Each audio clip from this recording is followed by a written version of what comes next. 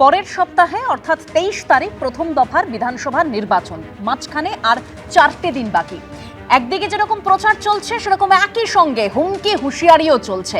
ভোটের আগে রেড নিয়ে একদিকে হুঙ্কার দিলেন মমতা বন্দ্যোপাধ্যায়, অন্যদিকে রাজ্যে এসে আরেক মুখ্যমন্ত্রী যোগী আদিত্যনাথ বলছেন চৌঠা মের পর উল্টো গোনা শুরু করে দিন। আর এই ভোটের আবহে মহিলা সংরক্ষণ বিল নিয়েও তরজা তুঙ্গে। আর আজই জাতির উদ্দেশ্যে রাত 8:30টায় ভাষণ দেবেন প্রধানমন্ত্রী নরেন্দ্র মোদী। সেদিকে অবশ্যই আমাদের নজর থাকবে। তবে শুরুতেই যে বক্তব্য আপনাদের সামনে তুলে ধরবো তা হলো মমতা বন্দ্যোপাধ্যায়, তিনি বিজেপিকে আক্রমণ করছেন যেভাবে রেড করা হচ্ছে তা নিয়ে। আর ঠিক যেরকম বললাম যোগী আদিত্যনাথ তিনি আবার হুঙ্কার দিচ্ছেন পাল্টা। কি বলেছেন দুজনে পরপর শুনুন। এখনো পার্টির উপর ইনকাম ট্যাক্স রেড হচ্ছে, পার্টি অফিসে ঢুকে রেড হচ্ছে। আরে হিম্মত থাকলে আয় না আমার সাথে সরাসরি লড়াই কর। প্রথমে নাম কাটলো, মানুষকে অনুপ্রবেশকারী বলল, আর প্রধানমন্ত্রী এসে যত মিথ্যের ফুলঝুরি ওড়াচ্ছেন। আর স্বরাষ্ট্রমন্ত্রী বাপ রে বাপ, চোখ দুটো দেখলে মনে হয় খেয়ে নেবে, এক্ষুনি গিলে নেবে। দিল্লি থেকে এলো ভাই, সাথে এলো মোটা ভাই, সঙ্গে আছে CD CBI, income tax CIA ভাই। তৃণমূলের সব দখল করো তাই, তৃণমূল মাটির লোক দখল করা যাবে না। এজেন্সি বাইরে থেকে এসছে, এরা এলাকার লোক নয়, বহিরাগতদের কোনো রকম সমর্থন দেবেন না। বিজেপি রাজ্য থেকে বিজেপির পরিবারের নামে অনেককে এখানে পাঠিয়েছে, যারা বলছে তৃণমূল দেখে দেখে অ্যারেস্ট করো, এজেন্টদের অ্যারেস্ট করো, রেড করো। আমি তাদের বলি তোমাদের সব ইতিহাস আমরা জানি, তোমাদের প্রত্যেকটা নাম, তোমাদের প্রত্যেকটা ঠিকানা, তোমরা কোথায় চাকরি করো আমরা সব জানি। বিজেপি কাল থাকবে না, তখন বুঝে নিও। नहीं इसको हो चलने देना चाहिए। मैंने कहा देखो दुर्गा पूजा भी होगी, कावड़ यात्रा भी निकलेगी और मैं हेलीकॉप्टर से उसमें पुष्प वर्षा भी कराऊंगा। अगर कोई दंगा करेगा तो उल्टा टंगवा करके मिर्च का झोंका लगा दूंगा। आप देखते हो कि वहां माफियाओं के साथ कैसे निपटा जाता है।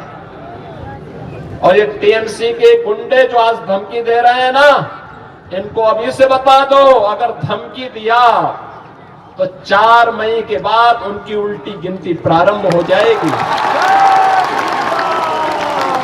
4 मई के बाद कोई पानी देने वाला नहीं बचेगा, बताना। ये जो लोग आज धमकाने का प्रयास कर रहे हैं उनको बताइए 4 मई उनके लिए अंतिम वार्निंग है। और डबल इंजन की सरकार बंगाल के अंदर बनेगी तो यहां के हर गरीब को उसका हक मिलेगा। আমি এখান থেকে শুরুতেই কৃষাণু মিত্র আমাদের সঙ্গে রয়েছেন, কৃষাণুদার কাছে যাব। কৃষাণুদা, একদিকে মমতা বন্দ্যোপাধ্যায় থেকে শুরু করে তৃণমূলের প্রত্যেককে বলছেন যে বিজেপি বেছে বেছে লোক পাঠাচ্ছে, বিজেপি চক্রান্ত করছে বাংলায়, যার ফলে বিজেপি একদম 50-এর নিচে চলে যাবে এই বিধানসভা নির্বাচনে। কিন্তু যোগী আদিত্যনাথ তিনি তো বলছেন যে দুষ্কৃতীরা যারা রয়েছেন তাদেরকে উল্টো করে টাঙিয়ে সিধে করা হবে, যারা তৃণমূলের দুষ্কৃতী। আর তারা যদি ভোটের আগে ধমকি বা হুমকি দেয় তাহলে তাদেরকে একেবারে সাফ করে দেওয়া হবে, চৌঠা মে থেকে তাদের উল্টো গিনতি শুরু হবে। এটা তো গুন্ডার ভাষা, এটাই তো দুষ্কৃতির ভাষা। নিজে ভাষাটা বললেন কাউকে উল্টো টাঙিয়ে দেবেন, তারপরে সেখানে শুকনো লঙ্কা গুঁড়ো লঙ্কা ছিটিয়ে দেবেন, এটা তো দুষ্কৃতীদের, এটা তো কোনো সন্ত্রাসবাদী ভাষা, সন্ত্রাসের ভাষা। তো উনি কি সন্ত্রাসবাদ মুক্ত করবে? উনি তো নিজে সন্ত্রাসবাদীদের ভাষা, সন্ত্রাসবাদীদের নেতৃত্ব দিচ্ছে। এবং উনি তার সাথে এটা কি বলেছেন, উনি আমাদের পশ্চিমবাংলার উত্তর ভাগকে, পার্বত্য পশ্চিমবাংলাকে বলেছেন উত্তর বিহার। লজ্জা লাগে না? এটাই তো বিজেপির এজেন্ডা। আজকে আমাদের দলের তরফ থেকে ব্রাত্যদা আর কুণালদা প্রেস কনফারেন্স করে আমরা এইগুলো তো তুলেছি যে আজকে স্পর্ধা কি করে হয় যে পশ্চিমবাংলার অংশকে উত্তর বিহার বলতে। উনি জানেন না বাংলার অস্মিতা, বাংলার সংস্কৃতি, বাংলার আবেগ, এইগুলোকে অপমান করতে তারপরে বিজেপির তরফ থেকে একটা নিন্দা ছেড়ে দিন, একটা ক্ষমা প্রার্থনা অবধি হয়নি। আর সেই বিষয়টা আমরা আলোচনা করছি না, এটা আরো লজ্জার। যে আজকে একটা বাইরের রাজ্যে, একটা পড়শি রাজ্যের, একটা বিজেপি শাসিত একটা উত্তর ভারতীয় রাজ্যের একটা মুখ্যমন্ত্রী এসে গুন্ডার ভাষা বলে আমার প্রদেশের একটা অংশকে উত্তর বিহার বলছে, এবং তারপরে বাঙালি যদি হয়ে থাকে বিজেপি তার একটা নিন্দা জানা, ক্ষমা প্রার্থনা করুক। আর এই গুন্ডাদের কি করে দমন করতে হয় এ বাংলার মাটি খুব ভালো করে জানে। আমরা আগেও দেখিয়েছি, ভবিষ্যতেও দেখাবো। এই গুন্ডার ভাষা বলে বলে ইনারা বাংলার মাটিকে উত্তপ্ত করেছিলেন 2021-এ। আমরা দেখেছিলাম তার পরিণাম কি হয়েছিল। আমাদের এত সতর্ক থাকা সত্ত্বেও, পুলিশের সতর্কতা, প্রশাসনের সতর্কতা সত্ত্বেও বেশ কিছু জায়গাতে যেটা বিজেপি ভোট পরবর্তী হিংসা বলছে, কিন্তু বাংলার মাটিতে প্রকৃত ভোট পরবর্তী হিংসা হলো বাংলার 100 দিনের টাকা থেকে, জলের টাকা থেকে, বাড়ির টাকা থেকে, রাস্তার টাকা থেকে এই 2 লক্ষ কোটি টাকা আটকে দেওয়া। এটা হলো বাংলার মাটির প্রকৃত ভোট পরবর্তী হিংসা, পোস্ট পোল ভায়োলেন্স, যার জবাব এবার বাংলার মানুষ পুনরায় বাকিগুলো এই গুন্ডাদেরকে দিতে চলেছে। লজ্জা লাগে না? বাংলার মাটিকে বলছেন উত্তর বিহার, বাংলার মানুষ আরো সংঘবদ্ধ হয়ে এর জবাব দেবে। বেশ, আর স্বপনদা। বিজেপি মুখ দেখাবার এদের জন্য। কিষাণু উত্তেজিত হয়ে পড়েছে, এটা স্বাভাবিক। হার যখন বোঝে তখন অনেকে উত্তেজিত হয়। আমি যেটা বলতে চেয়েছি পরিষ্কার কথা, আমি যোগী আদিত্যনাথের পুরো বক্তৃতা আমি শুনিনি। অনেক সময় অনেক বক্তব্য রাখতে গিয়ে মুখ ফসলে 2-1 কথা বেরিয়ে যায়। তা সত্ত্বেও আমি যদি উনি বলে থাকেন উত্তর বিহারের কথা যদি বলেন যে পশ্চিমবাংলার কোনো অংশ উত্তর বিহারের অংশ, সেটা ভুল, আমি সেটা স্বীকার করছি। কিন্তু মুখ্যমন্ত্রী হিসেবে, একজন নারী হিসেবে দেশের প্রধানমন্ত্রীর চেয়ারকে তুই তামারি করা, এটা কোন সভ্যতা, কোন সংস্কৃতির অংশ কিষাণু বলতে পারবে? এটা একটু আগে উনি বলছেন সামনাসামনি লড়াই কর। এই কি ধরনের ভাষা? এটা মুখ্যমন্ত্রীর ভাষা না রাস্তার একটা এর ভাষা? কার ভাষা এটা? কি করছেন উনি? কি ভাষায় কথা বলছেন? আজকের পশ্চিমবাংলার রাজনীতিকে, পশ্চিমবাংলার সংস্কৃতিকে যদি মাটির সঙ্গে কেউ মিশিয়ে দিয়ে থাকে তিনি এই মমতা ব্যানার্জি। আর এই ধরনের মহিলার ক্ষমতা থেকে চলে যাওয়ার ইমিডিয়েট দরকার। তাই পশ্চিমবাংলার জনগণ মন তৈরি করেছে, 4 তারিখে বোঝা যাবে কি হচ্ছে আর কি হবে। পোস্ট পোল ভায়োলেন্সের কথা কিষাণু বলল, হাজার হাজার বাড়ি পুড়িয়েছো, হাজার হাজার মানুষকে তাড়িয়েছো, মেরেছো, এর জন্য তোমরা একবার ক্ষমা চেয়েছো? তোমাদের লজ্জা হওয়া উচিত নয়? নির্বাচনে আজকে লড়ছি, আমার কথা আমি বলবো, তোমার কথা তুমি বলবে। আমার গণতান্ত্রিক অধিকার, আমি কোন দলকে সমর্থন করব, কোন দলের হয়ে কাজ করব, তার প্রাণ নেওয়ার অধিকার তোমাদেরকে কে দিয়েছে? কেন হত্যা করেছিলে সেদিন? কেন ঘর পুড়িয়েছিলে? কেন মহিলাদের শ্লীলতাহানি করেছিলে? শুধু বিজেপি করার জন্য? এটা অন্যায় নয়? এই অন্যায়ের বিরুদ্ধে মানুষ, যে বিজেপিকে তোমরা মাটিতে মিশিয়ে দিতে চেয়েছিলে, সেই বিজেপি 2021 থেকে 3 বছরের মধ্যে তার ভোট বাড়িয়েছে এবং 2024-এ গিয়ে আমরা আসন সংখ্যা কমলেও ভোটের সংখ্যা আমাদের কমেনি। তোমাদের সঙ্গে যে আমাদের আরো দ্বিগুণ ভোট বেড়েছে। আমি এদেরকে মনে করিয়ে রাখি, এরা ভোট পরবর্তী হিংসার যে অজুহাতগুলো দিয়েছিল সেগুলো এদের সিবিআই একটা প্রকাশ না করে বলেছিল মিথ্যা অভিযোগ। 2024-এ এরা অভিযোগ করেছিল, আমরা দেখেছিলাম কাশীপুরে একটা ছেলে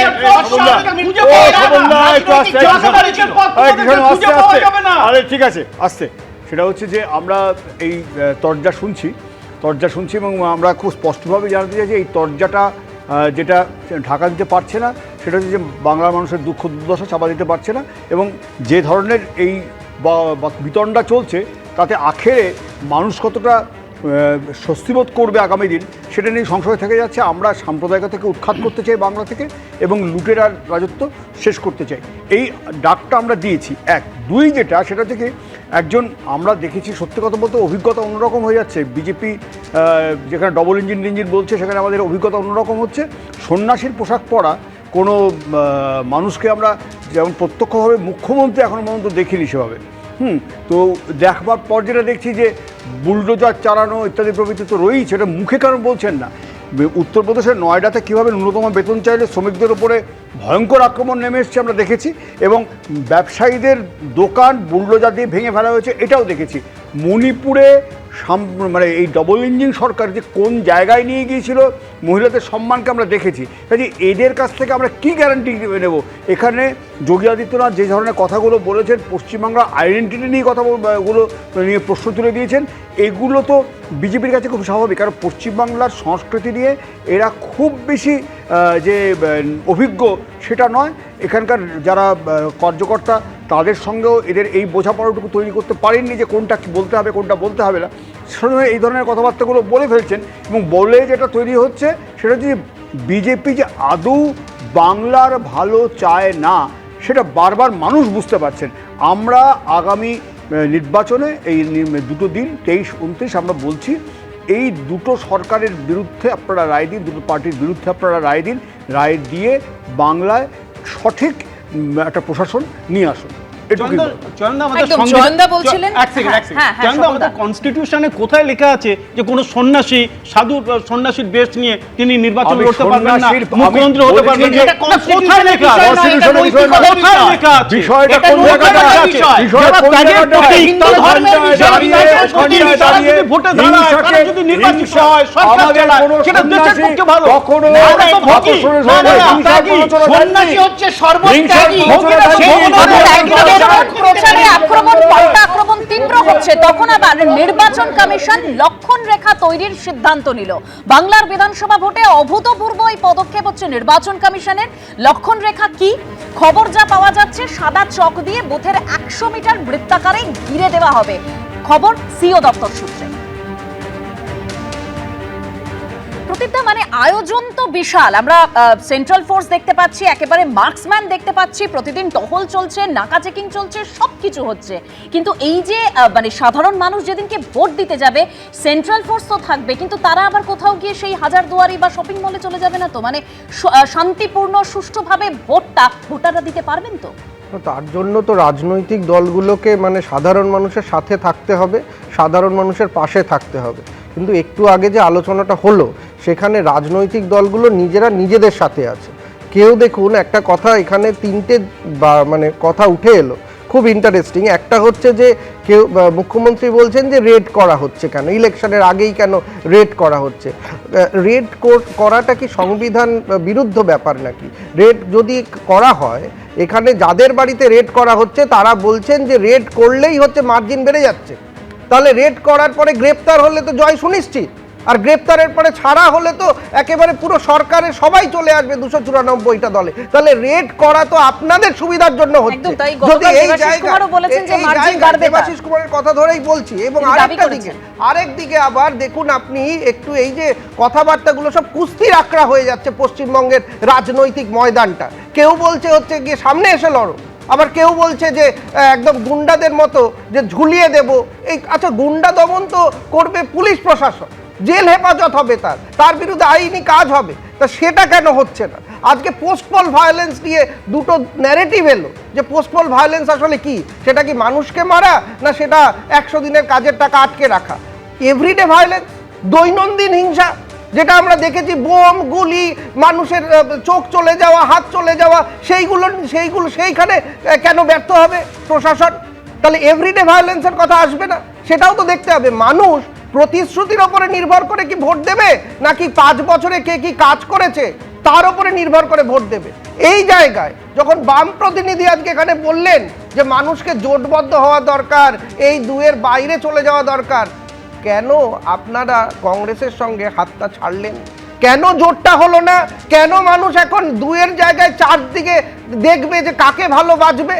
আজকে আপনাদের কাছে মানুষের প্রশ্ন যে এই যখন জোটবদ্ধ হওয়া দরকার দুটো দলের বিরুদ্ধে, তখন কেন বাম কংগ্রেস, কি এমন হয়েছে 15 বছরের পরে এইবার প্রথম যে বাম কংগ্রেস আলাদা হলো? সেই প্রশ্নও তো মানুষের সামনে থাকবে। আজকে গুলিয়ে গেল মানুষ যে জায়গায় তৃতীয় পরিসর পেয়েছিল, গুলিয়ে যাচ্ছে। প্রতিদিন এটা প্রমাণ করার চেষ্টা চলছে যে কে কতটা সাধারণ মানুষের কাছে, অর্থাৎ রাজনৈতিক দলগুলি এটা প্রতিদিন প্রচারের মাধ্যমে প্রমাণ করার চেষ্টা করছে।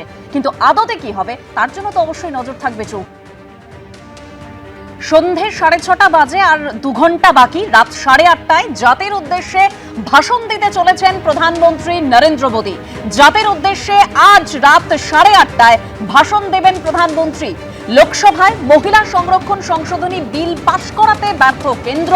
গতকাল বিরোধীরা একজোট হয়ে ভোট দেওয়ায় পাশ করা যায়নি লোকসভায় মহিলা সংরক্ষণ সংশোধনী বিল। আজ জাতির উদ্দেশ্যে প্রধানমন্ত্রী নরেন্দ্র মোদীর ভাষণ রাত 8:30টায়।